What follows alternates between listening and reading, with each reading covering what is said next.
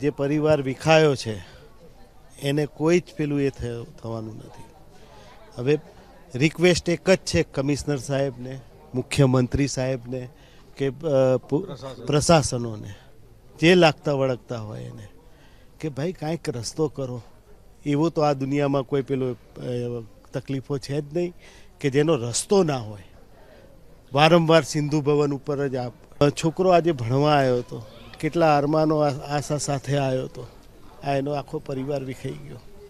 આ એકનો એક દીકરો, આ ભાણીઓ અમારો એકનો એક ભાણીઓ હતો.